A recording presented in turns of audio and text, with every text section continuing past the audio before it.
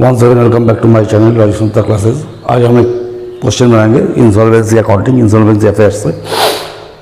वो question number 16 है, किसी किसी बुक में क्वेश्चन नंबर 14 है। ठीक है, तो क्वेश्चन बुक में लिखा है, चलिए क्वेश्चन को पढ़ते स्टार्ट करते हैं।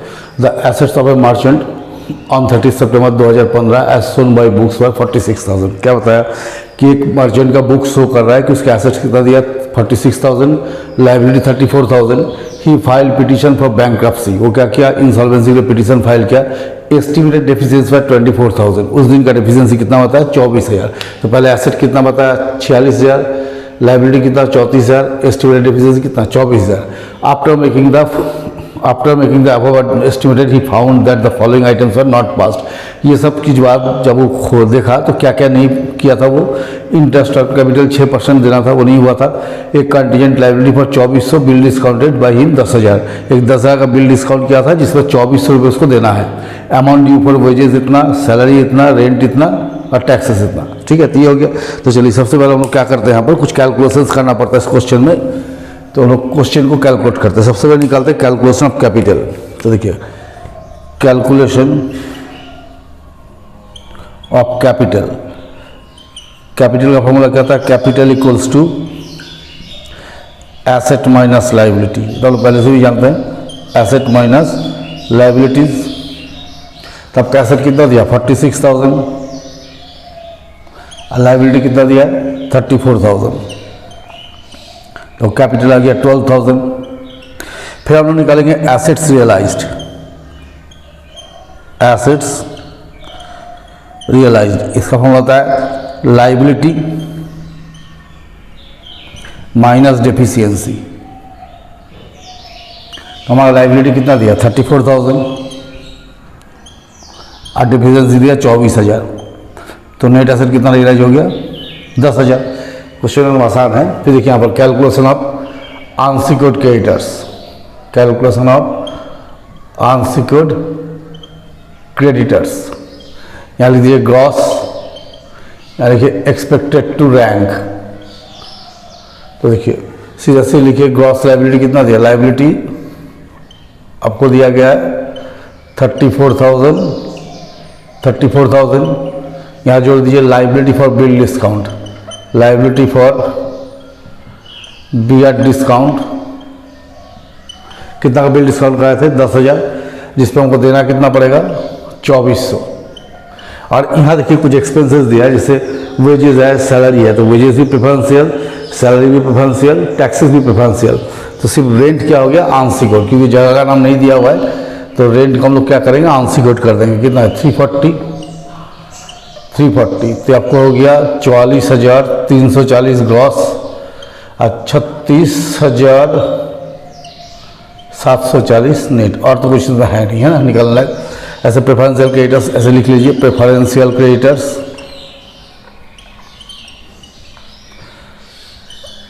वेजेस कितना है 250, फिर सैलरी 750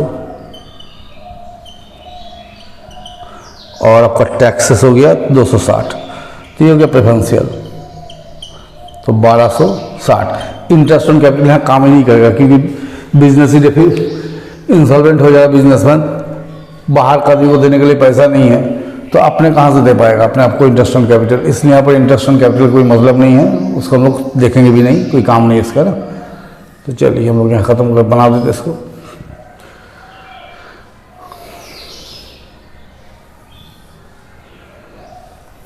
पहले बनाते स्टेटमेंट ऑफ अफेयर्स, फिर मिटा के हम बना देंगे। ठीक है, तो statement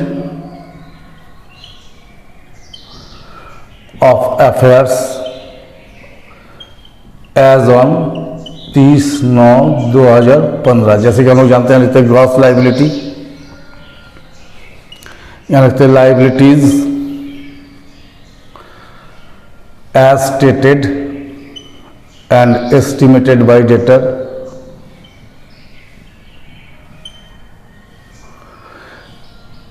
expected to rank assets as stated and estimated by debtor, book value और वैल्यू रियलाइज्ड, बस इतना ही करना है। अब इस पर सबसे पहले क्या लिखेंगे हम लोग, unsecured creditors, unsecured creditors as per list A. देखिए अनसिक्योर्ड ग्रॉस में कितना है 44,340 और ये हो गया 36,740 एक्सपेक्टेड रैंक। फिर हो गया फुली सिक्योर्ड क्रेडिटर्स, ये तो है ही नहीं, फिर लेकिन लिस्ट है तो लिखना पड़ेगा fully secured creditors as per list B, नहीं है, पार्टली भी नहीं है ना, फिर भी लिखना पड़ेगा partly secured creditors as per list C, भी नहीं है। चौथा हो गया preferential creditors, preferential creditors as per list D.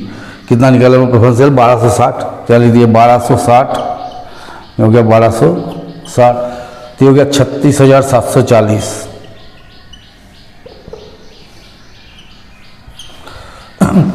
यहाँ भी होना चाहिए 36,740। क्या लिखेंगे प्रॉपर्टीज एज पर लिस्ट ई। देखिए कितना का प्रॉपर्टी दिया है 46,000 और रियलाइज वैल्यू कितना निकाला है 10,000, या लिख दीजिए। बुक डेब्ट्स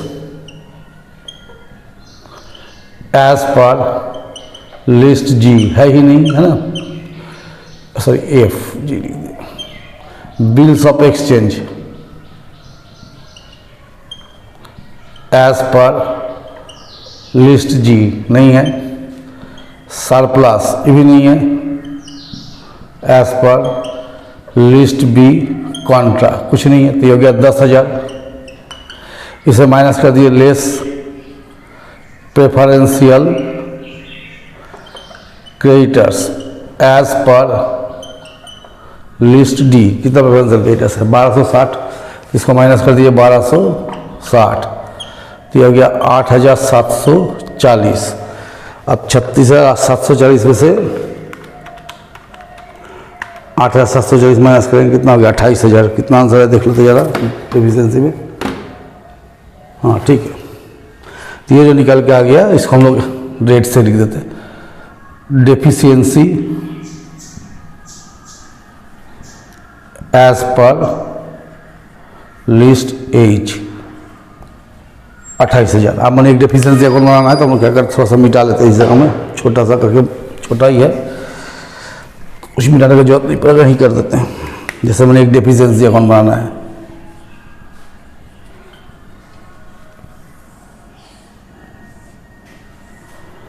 नहीं बनाते डेफिशिएंसी अकाउंट को, सीधा सीधा लिखिए कैपिटल अकाउंट। कैपिटल कितना निकाले थे 12,000,